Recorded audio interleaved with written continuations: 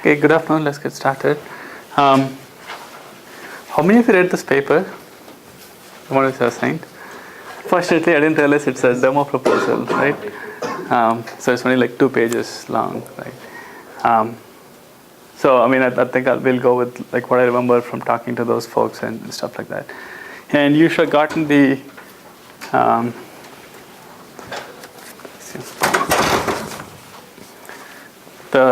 midterms and the projects. I think for the most part, the projects seemed like they were going fine.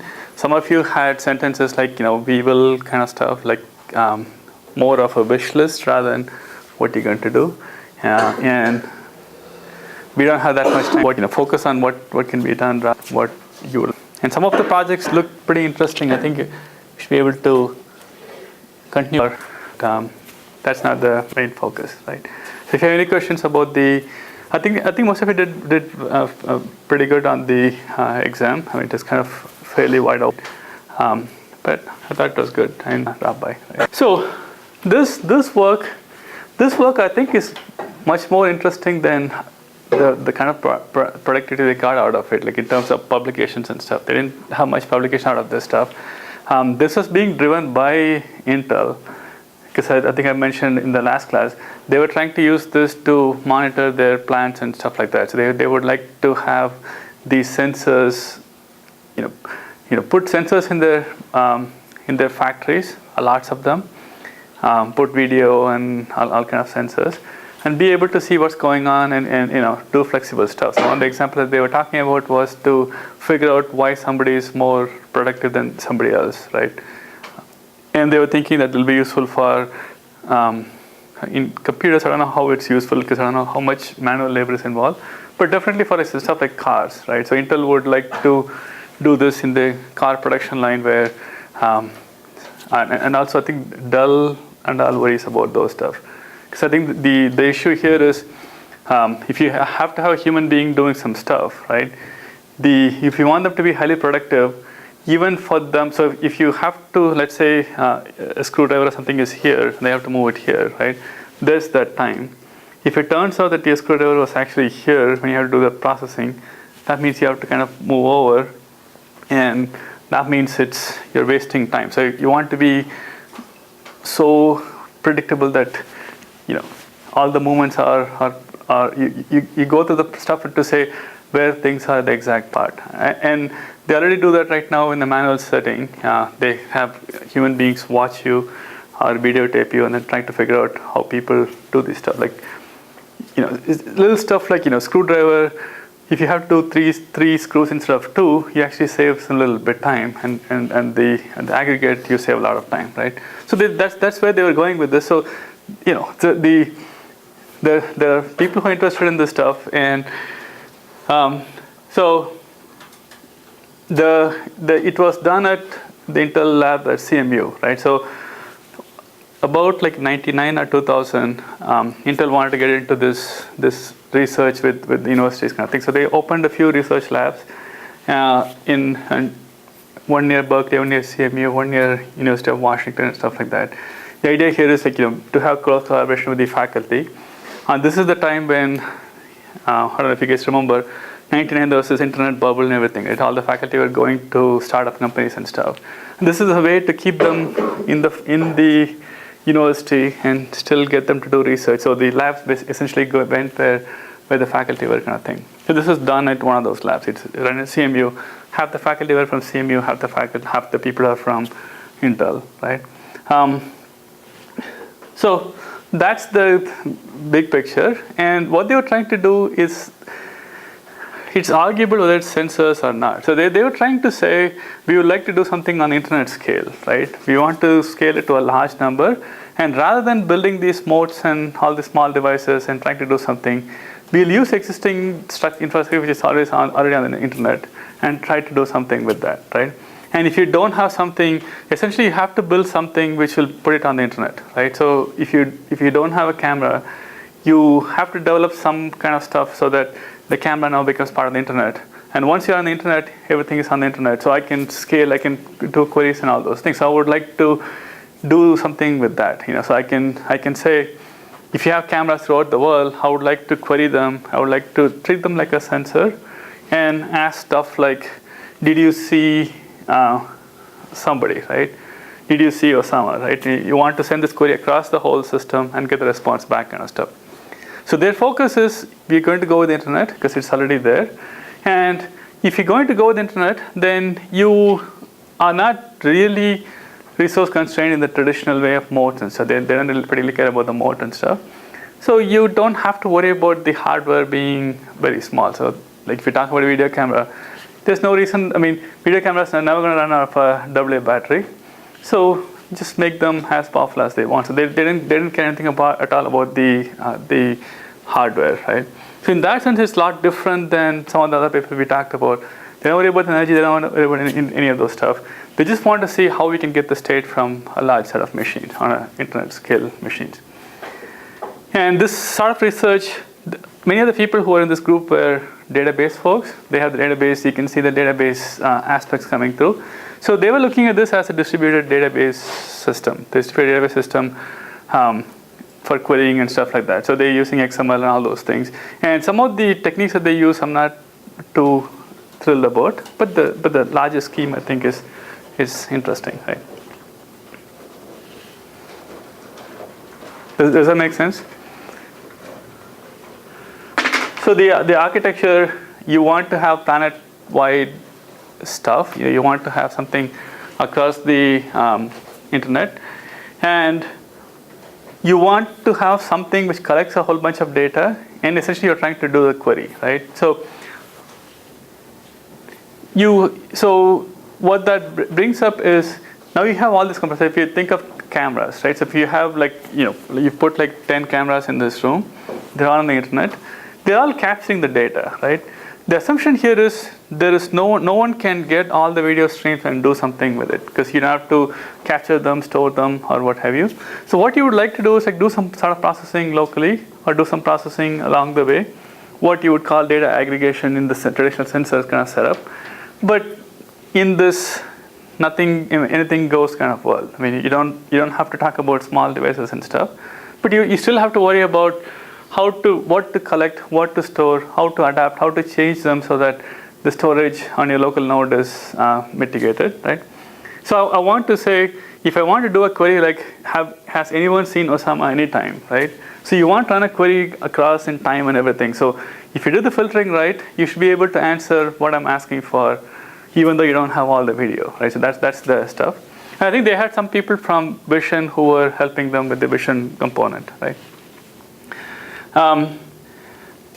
At the end, they want to be able to query this data from anywhere, and you treat them as a single query. You don't know where the location is. You're not worried about the location. You just want to ask for the query. So you should be able to ask anywhere. You should be able to ask it as an abstract concept, right, rather than node. So I should be able to ask, have anyone seen blah, and you should be able to run it on all the cameras around the world, rather than having to say, can I ask this camera, can I ask this camera, can I ask this camera kind of stuff, right? And they do talk about data integrity, robustness, and privacy, and all those things, right?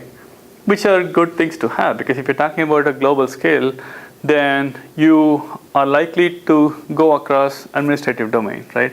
So one of the hardest part with all the sensor network work is, you want to have as many sensors as possible so you can capture everything out there, right? But if you have to worry about privacy or those issues, you have to necessarily restrict something, right? So if I want to figure out what's happening in this classroom, but I don't want to know if any of you are in the classroom, right? I don't want to know who's in the classroom, I just want to know something about the classroom, right? So if I have a camera which is capturing this stuff, I want to get the information. So I may want to know that there were n number of students in the class. Or I may want to know there are n number of students in the class, not the class name, just the abstract notion of class and the stuff, right? So you may have to capture all the stuff. You may have to capture all these people. So it may detect and say there are so many men, there are so many women in the classroom, but nothing more, right? And the challenge is, how do you balance both, right? So if you run only an application which figures out that query, then you can't program it to do something else, right? So how do you make it such that you capture all the information and run queries on it such that you can get the answers you want? So if I have an algorithm which detects whether you're a man or a woman, right? So that will be able to say how many human beings are in the classroom. But you would like to do more. So how do you balance those? How do you balance such that I can reprogram them on the fly? So somebody has to know what's there, but not give away the privacy, right? And in typical sense, you don't really care, right? If you're going underwater, you don't really care if the fish requires privacy. And if you're talking about surveillance, you don't really care because the assumption here is you're surveilling on the bad people, and they shouldn't really care. Whereas in these scenarios, you would probably care. If I'm looking at the whole world, you would want to care. And I'm not really sure that they really have a solution, but I think these are good things to talk about, right? So if you go beyond what they were trying to do and everything, it's a nice concept. I think it's a very interesting problem. I'm not really sure that they actually did a whole bunch of stuff, right? I think this is one of the projects I was suggesting at the beginning of the class. I don't think anybody took it up, but essentially running some daemons on the different machines and stuff, collecting data and using them to query, right? So for example, if I want to find out, I need 10 Linux machines on the department, give me them, right? So that sort of stuff, right? And we'll see some of the application they have in a little bit of slides. So here's one of the slides they have about their architecture. So they have the notion of sensor agent and organizing agent, right? Essentially, sensor agents are the ones that connect the system to the physical world. So if you're thinking about cameras, essentially all they have to do is like somehow capture whatever out in the real world and put them up on the internet, right? And the organizing agents essentially organize them in some fashion so that you can query, right? The reason why you want to do this organizing agent is if you want to go internet scale, you're talking about billions of these sensors. And you don't want to be able to talk to all of them in a randomized fashion. And you want to go in a hierarchical fashion. So in their example, they have university, downtown, and so on and so forth. So you kind of create these groupings. So you don't ask, are there any human being out there kind of stuff. You say among Notre Dame students, do you find somebody, right? That's their way of thinking, right? You somehow create this hierarchy, and then hierarchy helps you in scaling. Do you guys buy that as a general design principle? Yeah. Kind of depends on the application. If you're looking for something where you have to say, like, did anyone see Osama bin Laden? You probably want to query pretty much everywhere. You don't really know where he is. And then the hierarchy is not going to really do too much for you. But if you're looking for, if you can localize something like, there was a bank robbery downtown. Does anybody see a car flying at 60 miles an hour down these roads? You can only query the downtown, and that does help you. At that point, it depends on how specific your queries are. Do you guys agree with that? Was that a way to go, or yeah? I think the hierarchy would help you even in the worldwide scale query, because at least, you have a hierarchy, you don't have to worry about communication problems and which sensor should communicate with which sensor. They don't have the organizing nodes, so they know where to direct the query to core to the core. So you mean I go up the tree and then come down, right? So you reach everyone, right? Right. So those seem like a good use of hierarchy, right? So how would it generate these hierarchies? What hierarchy do you think makes sense? Right? I think in the example they have something like university, downtown, right? Can you think of how you would generate these hierarchies to make these things work? Because remember, this is more generalized, right? They're talking about general internet scale kind of stuff. Yeah. You figure you'd want most of your organizing agents along the big pipes on the internet. The main lines that are run by the ISPs.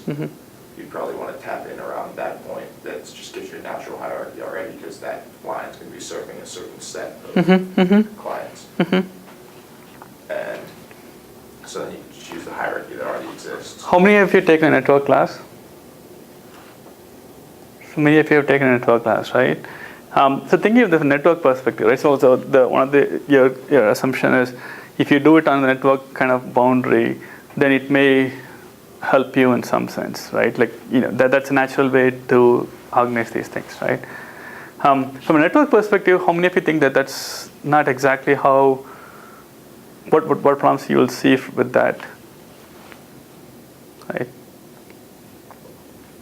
Well, they're probably not going to let you, like, most ISPs won't let you just tap into their. Oh, let's ignore that part, right? Let's assume the ISPs want to help you, they want to work with you, right?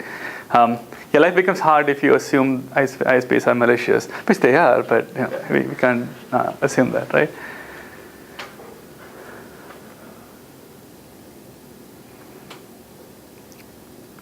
So I'm not sure if you guys covered this in the networking class, but essentially the idea here is the ISP topologies need not make any sense from any perspective, right? For example, if you look at AT&T, right, which is the SBC or whatever the DSL provider, right?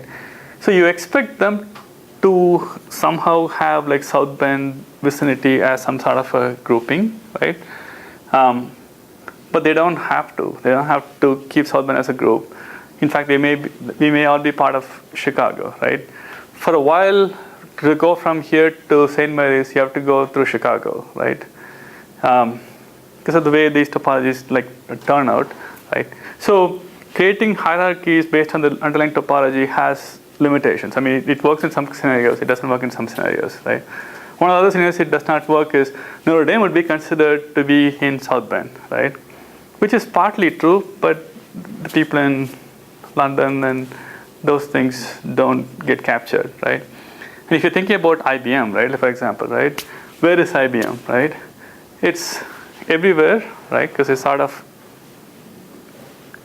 so it's kind of hard to figure out how the global physical location would map into networking kind of stuff, right? In terms of organization entry that they're talking about, I think people looked into all this stuff earlier, and I don't think they talk too much about the stuff. If you look at organizational stuff, right, you and the person who lives like right across the campus are sort of close. You would want to ask them the same kind of stuff, right? So if there's an accident in downtown, you would want to ask everybody who's around that area, right? But depending on which company you belong to, you may be away, right? Yeah. I was looking at one of the other papers. I think they were suggesting DNS for this at the parking paper. They were talking about using DNS too. You do DNS? Yes. Okay. That was their suggestion. I think it's what they did, but I don't know. DNS? Yes. They were talking about creating the DNS entrance for each level of the hierarchy. Okay. So like, downtown, Pittsburgh,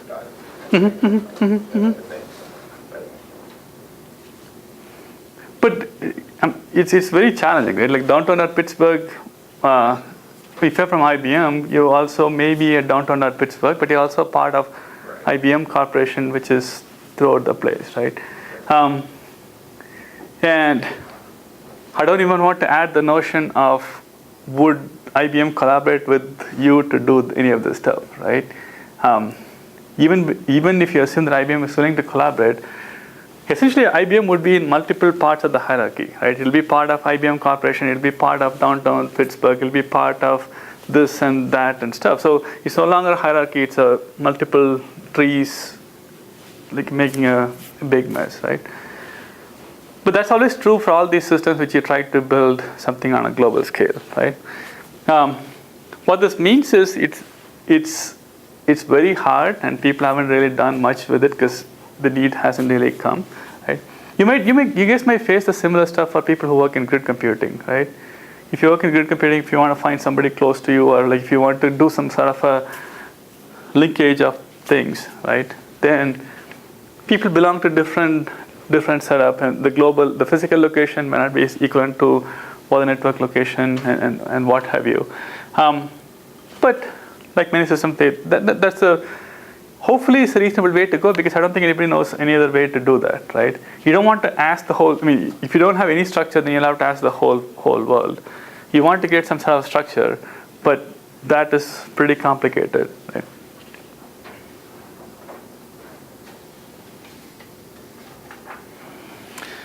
So the main components are the SA, the sensor agent, right?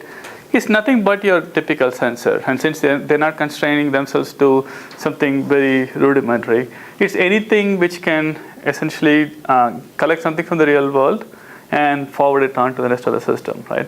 So they have this notion of senselets, or programmable these entities that you send to these machines, and they give it isolation, so it can protect senselets from each other, right? Sort of like a virtual machine, and protect from the sensor agent, right? So essentially I can send code and it runs on those machines, does stuff for me, and I won't destroy anybody else and nobody else would destroy me, right?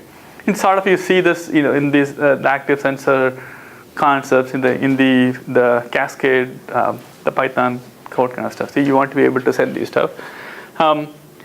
And they define this notion of a privacy filter, right? So within those senselets, you can run these privacy filters, and that will make sure that stuff does not get through, right? So for example, if you assume that people's identities are important, then these cameras may blur people automatically, right? And it's not clear to me how you would expand this to be a richer set of stuff, right? It's a lot easier to say blur out all people, but a lot harder to say blur out people who don't belong. I mean, blur out people who are part of this company, but everybody else can be out there and stuff, right? But that again goes to computer vision and assume that those will be solved. And you can share some of the computation across senselets, right? The idea here is if you're doing video operations, they're very expensive. So if you want to do recognition, right, to find out whether it's a male or female, and you want to recognize something else, right? Some of the steps are the same. So rather than make you do the whole thing over again on the video object, they would let you share the component. So if you have to do step 1, 2, 3, 4, 5 to do the first operation, but you have to do step 1, 2, 3, and then 9 and 10, you can share the output of step 3 between these two operations, right? Is that a good design principle? Right, operation 1 goes to 1, 2, 3, 4, 5, right? Let's say. And operation 2 would do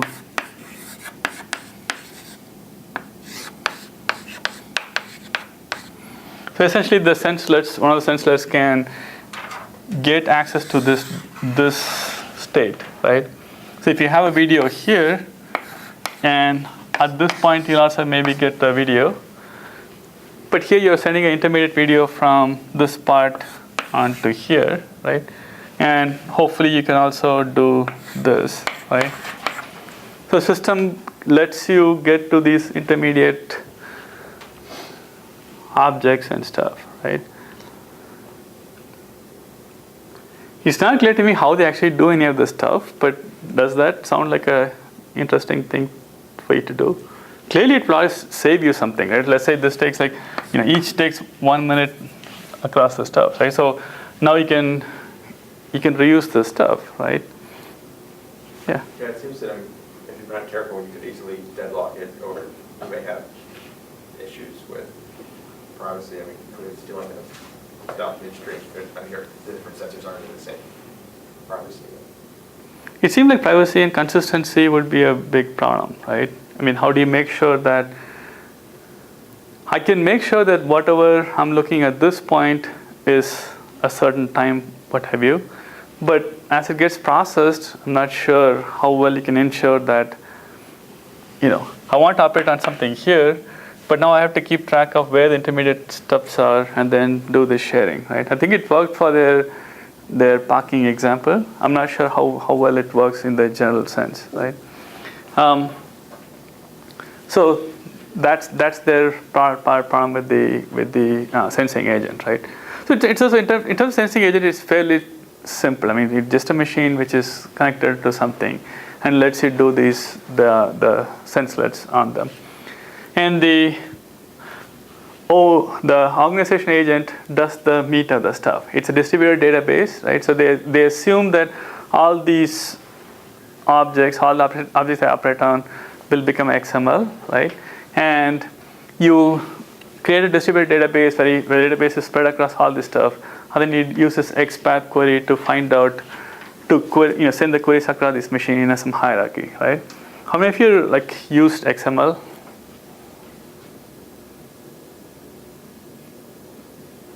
How many of you know what XML is? Right. So what is XML? Extensible markup language is just a way of representing data. Yeah. In an organized way. So you have, let's say, data, right? And then you have some sort of a schema that people can use to figure what this data is, right? So would that help with what you're trying to do? So the idea here is, let's say there are 3 sensing agents, right? And this is collecting data and is storing data here. And these are trying and storing data here. And the goal is there's a human being up here who wants to ask something, right? So they have to create this XPath query to say, have you found Osama, right? So it has to basically query all these objects, right? What do you think XML buys you, and what do you think XML does not buy you?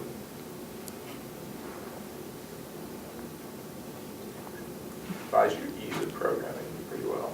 Mm-hmm.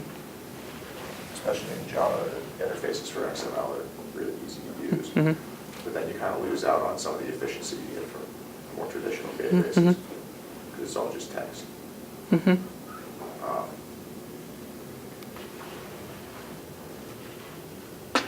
It seems like also when you're doing it distributed like that, you know that each node is going to have the same set of data in the same format. There's not going to be any inconsistencies. Mm-hmm. So what happens if this happens to be like this? Some bad entity, right? I was going to say China, but like something that, some bad entity, right?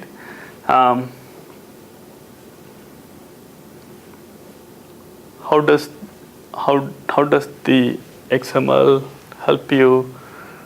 Remember, this is a planetary scale, right? This is not one organizational scale, right? So now you have all these annotations. So the real challenge is, how do you ask all these nodes, right? Data representation is one part of it. Like if I ask this node, how do I know what the object is talking about? XML would help it, right?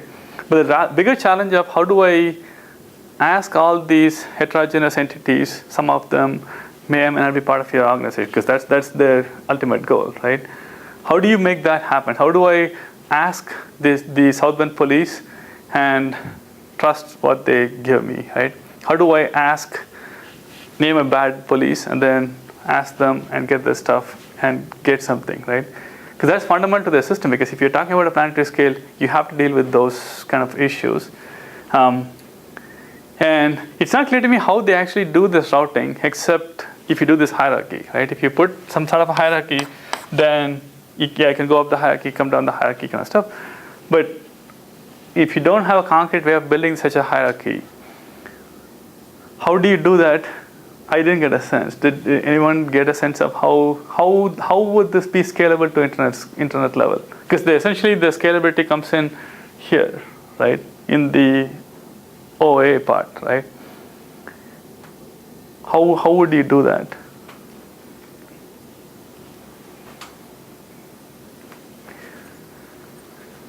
Right. So they have a couple of examples where all this is obvious, right? So let's look at the application first, right? They looked at 3 applications, right? They didn't look at the Intel factory floor. One is to look at the query status of nodes in Planet Lab, right? Which I think is an excellent application for such a system. So essentially the idea here is, how many of you know about Planet Lab? So we have Planet Lab at Notre Dame. So essentially the idea here is, each university entity gives up 1 or 2 machines on their site, right? And they all form a part of like larger consortium. So if you want to see how the internet is in like China, Russia, or West Coast or something, essentially you can log into those machines. There's some protocol on what is acceptable and all those things. But essentially this lets you have a bunch of machines throughout the planet, I think like 400 or so. And the idea here is you want to do some distributed experiments. You want to run some program to see how your system will behave on the large scale. You would want to use Planet Lab. And if you want to use these machines, you want to know some good machines, right? So you can either like have some queries. You can say, I want machines which are 1,000 miles apart. I want machines which are lightly loaded. I want machines blah, blah, blah kind of stuff. Rather than me individually going to the 100 nodes, find out what the status of each node. I should be able to do this query and find out what happens, right? So essentially you run these agents, these sensing agents on each of the Planet Lab machines. They collect data about the machine. They collect the load and memory and whatever you can think of.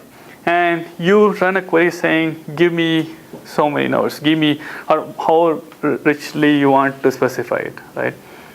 And that's their first goal, and it's very easy because it's distributed anywhere across the planet, right?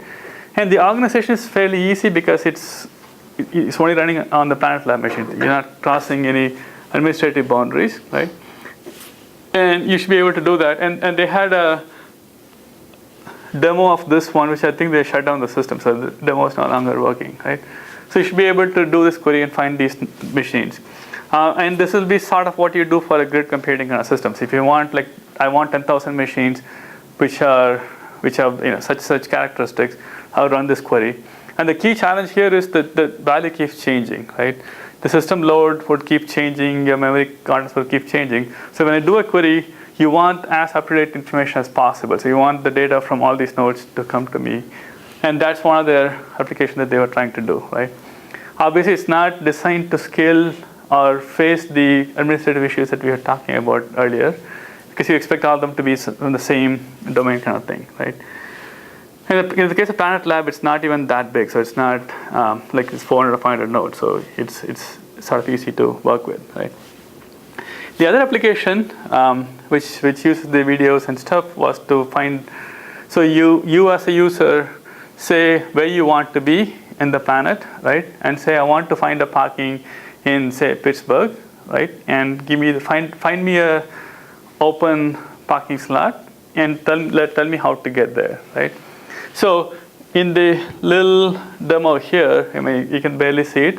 They have a bunch of toy cars, right? And they have a bunch of cameras. But in real setup, in all the parking decks will have lots of cameras. So they keep looking at all the slots. So the camera knows that that particular slot is empty, right? It's easy because it doesn't have to watch every slot. So you can have one camera which looks over this whole row and say, there's one slot free, right? So the sensing agent would collect that information. And then you can query that to see, I want a space near this location. So in their example, they had the little toy cars which stood for real cars. And the algorithm would tell you that there's a slot here. And then they go to Google Maps and Yahoo Maps, I think, right? Yahoo Maps, and then say how to get to that particular slot, right? So again, here's an example of like a cameras doing something, and then you're doing a query on the largest scale. You're saying, find me a parking space. The data is parking space, right? And they also did something with the coastal monitoring with Oregon State, which is suspiciously same as the last project. Last project was also from Oregon, but they were at Portland State, right? So Oregon State, Portland State, they do work together. So I have to ask them what really happened here. They are trying to find these sandbanks, right? The mysterious sandbanks hit again, right? So they were trying to have these cameras and run some algorithms to figure out where the sandbanks are. And one of their demo things, they actually show how they can see a sandbank, right? I don't know what that means, because the thing is underwater, but they have to essentially look at a bunch of images to show that the water level, I guess, is higher, so there's a sandbank forming underwater or something, right? So all this stuff, so ideally what they would like is you have all these cameras on the Oregon coast, and they're all capturing the image, they're all storing it. The cameras don't know anything about what you can do with that. and you as a user can query that and say, run this algorithm to tell me what the result is, right? Run this algorithm which looks at the image across like hour or so, and if the level on that area is higher, then there's a sandbank, right? So you program these things from a different organizational perspective, right? And hopefully you can scale this to a larger internet scale, right? So now going back to the previous slide, right? In the queries and stuff, right? So what do you think of the paper so far? I mean, the ideas in this project so far, right? Remember, I think one of the reasons I like this paper is there's a lot of people who really think that this is a good application, right? For example, Intel spent like millions of dollars on this project, right? Are they shooting for too high a level, or yeah? It seems more realistic than like monitoring the world with modes. I mean, at least like a parking lot or parking garage seems like a reasonable goal. Mm-hmm. And they're not trying to. The hardware seems reasonable. They can, if they put the cameras outside, they could almost do it probably. Yeah, I mean, I think the parking garage example should be easily doable, right? I mean, easily doable. I mean, of course, with lots of code and stuff, but essentially. What they're shooting for is fairly trivial, right? They're looking to see if there's a car in the parking space, which I would suspect any fundamental, vision algorithm should be able to tell you that. I mean, they're not looking to see if it's Osama. They're just looking to see if there's a big metal object sitting in the space, right? And the whole sensor agent should be fairly trivial, right? I think, in fact, one of you are working in a project which, though you may not call it sensor agent, may not let you do all this stuff, but essentially you have a camera and it's capturing some frames, right? And you can store those frames with time order or something. And if you want to put a XML glue around it, it's trivial because you don't have to worry about how the rest of the world has to do it. It's all your project, right? So you can call it whatever XML glue. And if you have the time and if you know how to do some recognition, you can run queries on the stuff, right? So you can simple stuff like, did you see a red object, right? That's probably easy, but if you have more sophisticated stuff, you can do that, right? So one of our course project could replace one of the sensing agent, right? Because it's not exactly rocket science, right? And doing this query on the scale of a parking lot shouldn't be that hard, right? Yeah. Isn't it a query on the scale of all parking lots? Oh, I guess no, because you're trying to get the closest one to some area. Yeah, I think the application kind of lends itself to that, right? So yeah, if you say you're in California and you want to find out the best parking lot I want in Pittsburgh, right? You particularly don't care if the information is accurate, right? Unless you are teleporting yourself, you don't really care, right? So once you get closer, this application falls nicely into where you don't care about anything else, right? The parking lots rarely move, so you know it's going to be there, right? If it's the other way, if you say who was in the downtown at a certain time, then you have to ask different entities, right? So there could be people who live in Pittsburgh, there could be people who are visiting, there could be people who are working in a company who happen to be in Pittsburgh and stuff. But in this case, parking lots assume that they don't move, right? So you know that who the parking lot entities are. And as you go near, there's only so many things you can query, right? You don't have to, so even though you could technically ask all the parking lots in the world, tell me which is free, right? It doesn't make too much sense, right? So it's a nice little application, and if we tried it, I think we can do this in a course project, right? Obviously all of us have to pull together, right? Obviously there's lots of code issues of making it spiffy and stuff. I think they have a page to update, ask this and stuff, right? But do you think that we can actually do this stuff for like say Notre Dame, right? Ignore the cost of coding and people have other classes and stuff, but it's fairly doable, right? But the real challenge is how do you take it to the next level, right? And I personally don't think that the parking lot example make sense at all to scale it, right? So you're going to be in Pittsburgh, so you only have to ask these 3 or 4 parking decks, right? The other application, right? The Planet Lab case, right? Again, it's trivial at this point because there are only like 300 or 400 Planet Lab machines, so ignore that. If you take it to the next step, right, to grids and clusters, and so how many of you know anything about grid computing? Because some of you are working in grid computing and stuff, right? So it's called something by the day, right? I mean, it used to be called clusters, then it used to be called grid, and now I heard the grid is a old term. Now it's called. Do you work in grid? I was, but it's been a while. Okay. I haven't heard the latest term for it. I forget what it was. Cyber infrastructure or cyber enabled infrastructure or something like something like which was awfully named, right? Let's say cyber enabled infrastructure, right? I have no idea what makes people do that, right?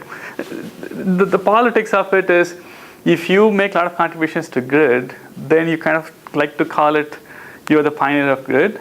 So if you want to make yourself a name, right, whatever you do, you're the pioneer, right? So the way I can get name for him is to redefine it to, if he can redefine it to a new name, then he'll become the pioneer of cyber-enabled infrastructure, and then you can, rename it to something else. I'm simplifying it a lot, but they seem to go through this stuff, right? But essentially, the idea here is you have lots of these computers, right? I think grid worries about different administrative entities and stuff. Let's ignore that for a while, right? So you go into like NCSA at Urbana-Champaign, they have a supercomputing center. They have like say 10,000 or 20,000 computers, right? And you want to figure out which machine to run, right? That's a very important problem. That's a very challenging problem.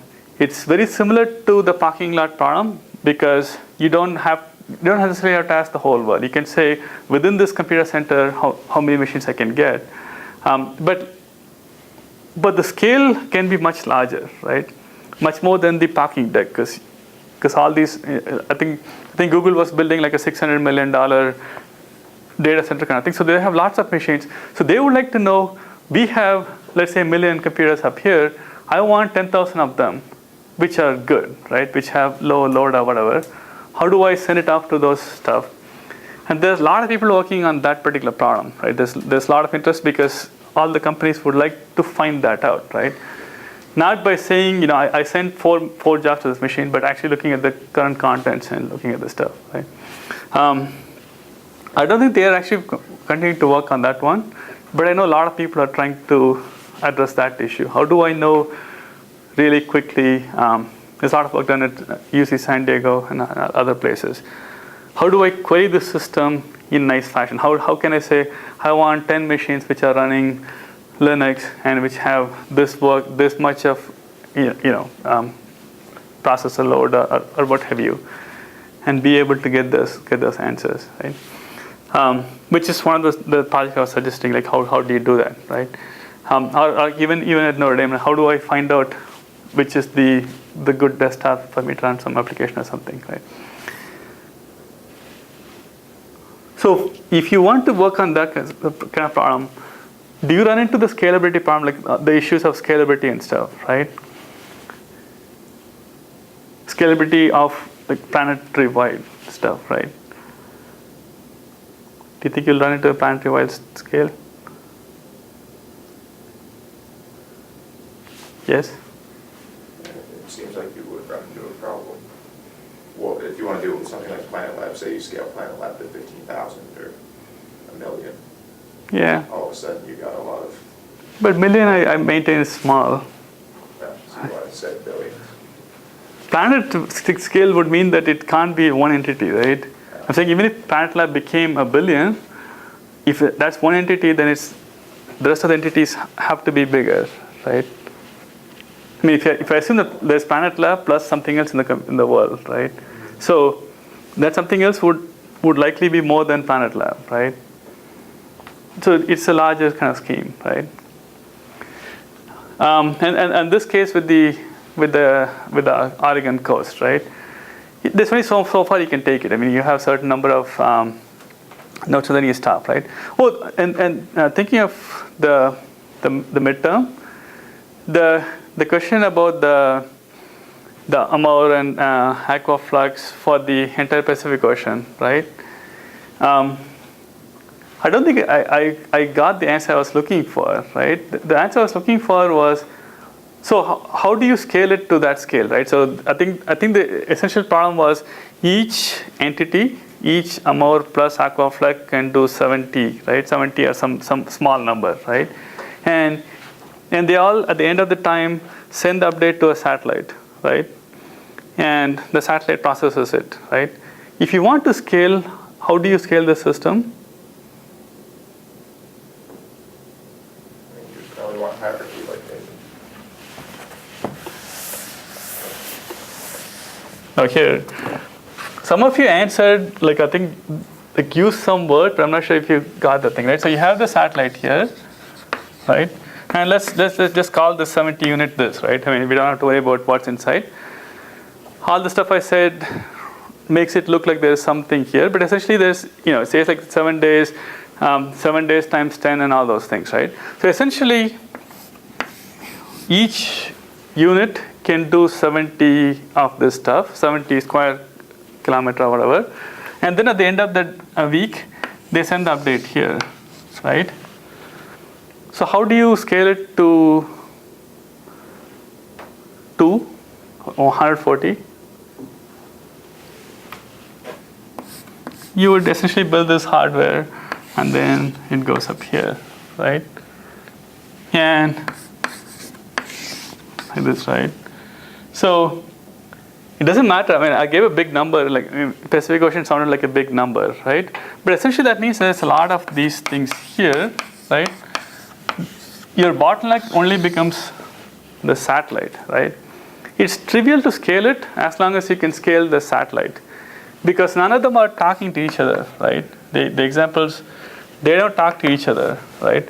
So you can't build a hierarchy up here because these don't talk to each other. Unless you can make this unit talk to this one, this unit talk to this one, all the scaling has to happen up here. Does that make sense? Well, yeah, I was thinking of like you have like oil rigs or something out in the ocean, and you have them come up and talk to the oil rigs, and then the oil rigs talk to the satellite. Or something.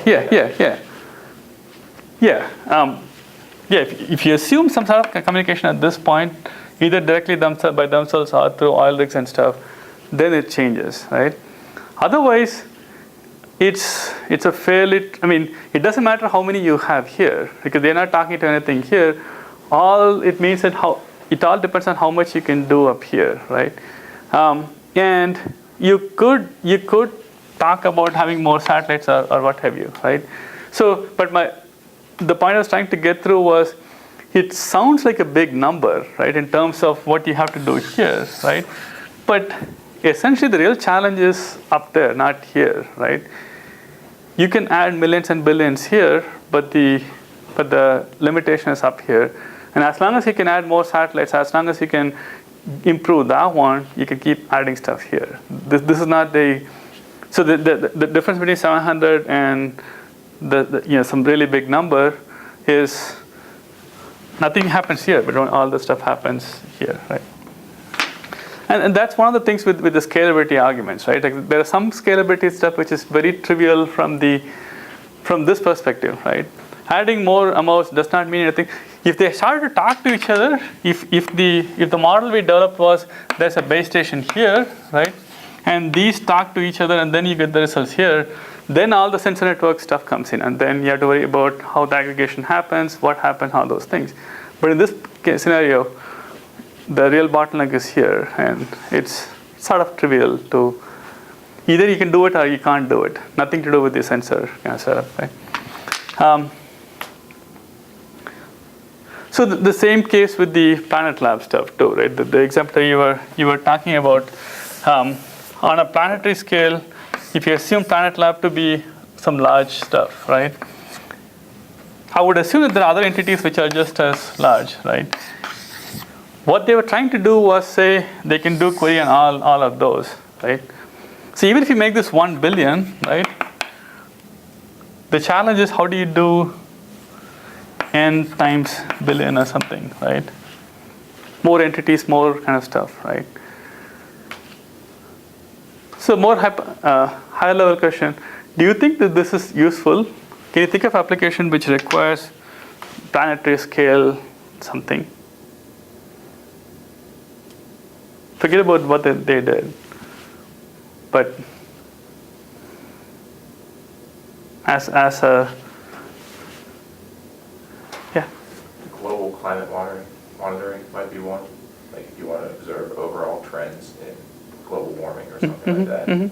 This, I mean, it would be useful to be able to query a bunch of nodes. You wouldn't be talking about, whether they're free right now or anything. You'd ask them, what's the temperature, what's the amount it's risen or fallen over the past year, 5 years. Yeah, that's an excellent point, right? So let's assume this goes back to the again to the exam, right? Let's assume this is the world, right? The world is only this big, and you have sensors in every part of the world, right? The world is only this small, right? And to sense what is happening in the whole world, you can either do this, right? Communicate with each other, which is one model, or have this stuff where each one is connected, right? And let's call this the internet, right? And the model they are proposing is not this, right? All the sensing agents are on the internet, right?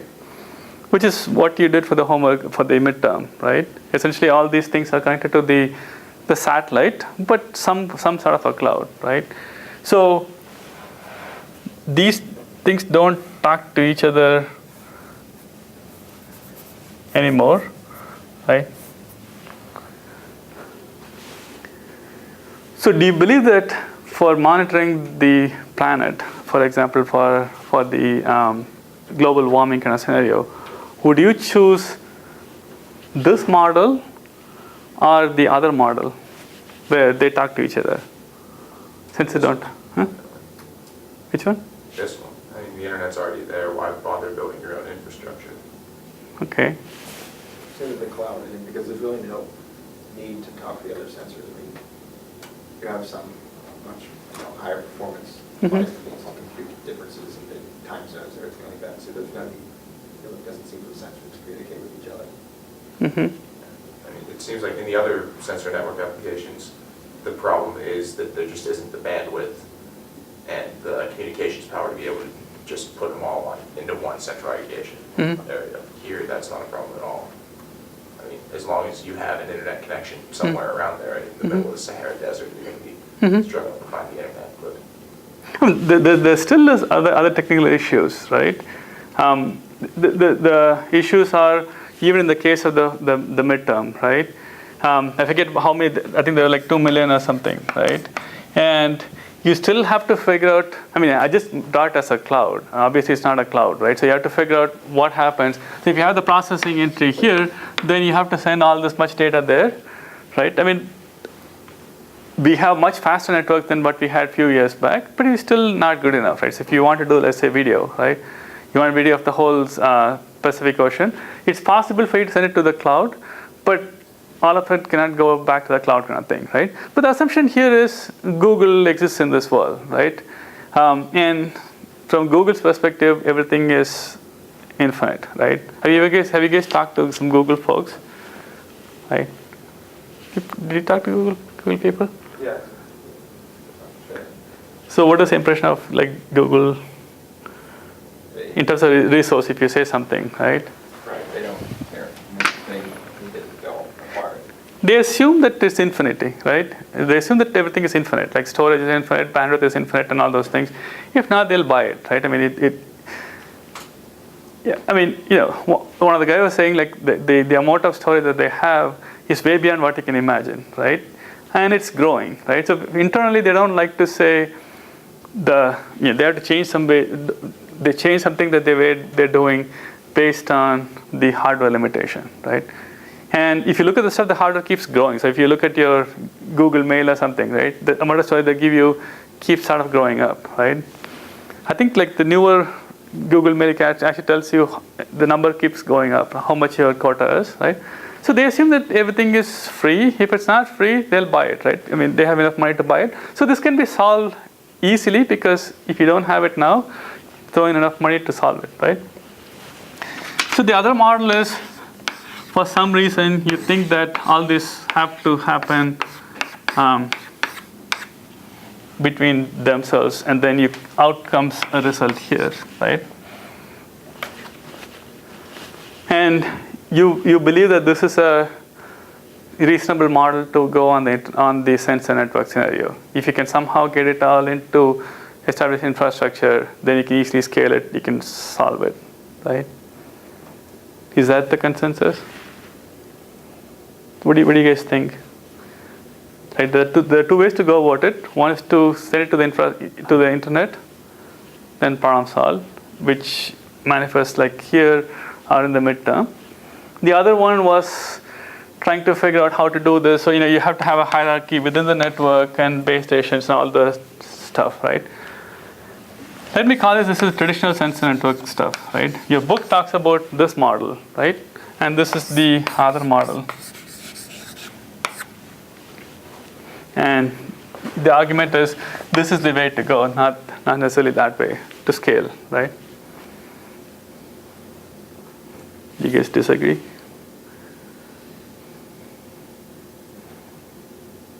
Where do you guys stand?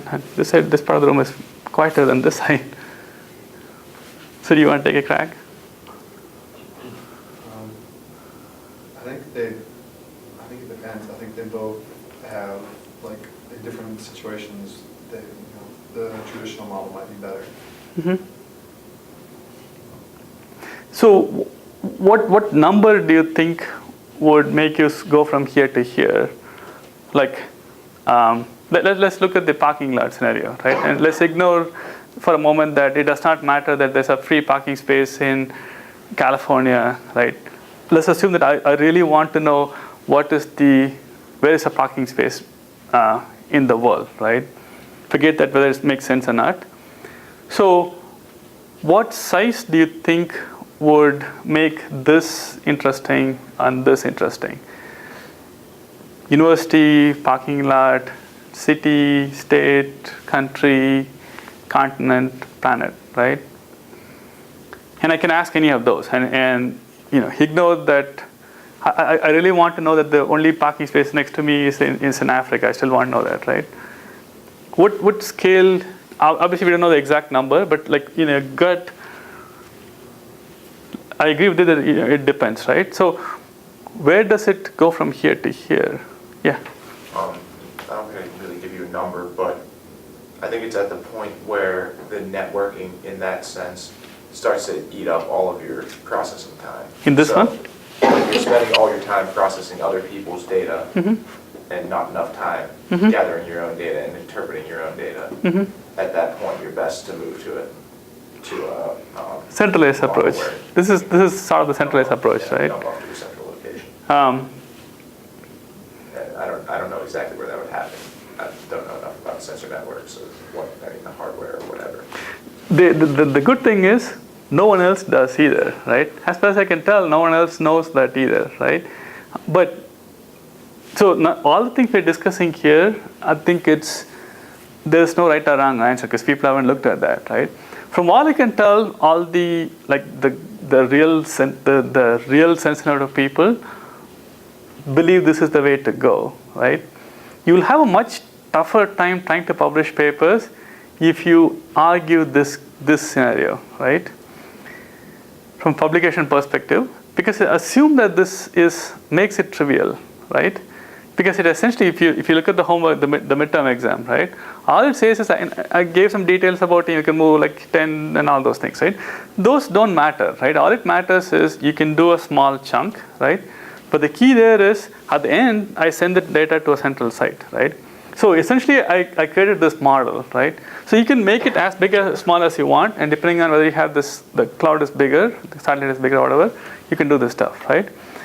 And it would seem that if you're trying to do it across Pacific Ocean, which seems like a very big space, doing something like this would mean that you're going to send lots of data, right? I mean, I don't know what the breakup line is, but Pacific Ocean is big enough that you probably don't want to do this, you'd want to do that, right? But in the sensor network community itself, you don't want to agree to that. You don't want to say that there are conditions where having a centralized solution is simple, elegant, works. It may not be glamorous, it may not be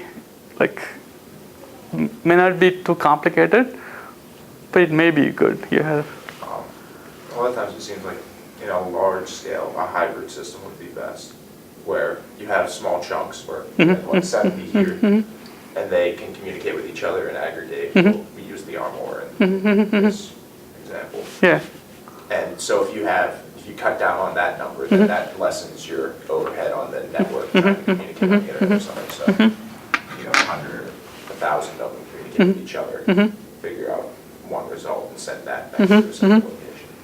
Yeah, so by the fact that you have this, I forget, each aquaflux does one location, right? So each one is 70, right? So you get a 70 to 1, I mean, if you had each of the aquaflux talking to the satellite, then it has 70 times as much traffic. Right. Now there's one collecting, there's 1/70th cut, right?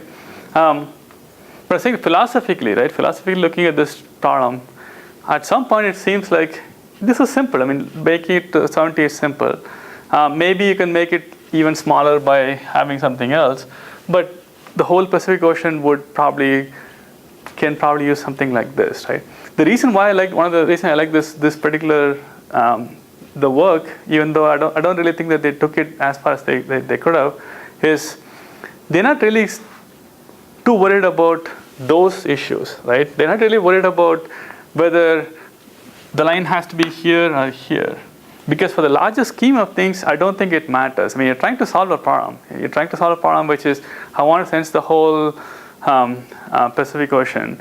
And you still have to worry about how to put these things, how to build these things which sense this stuff.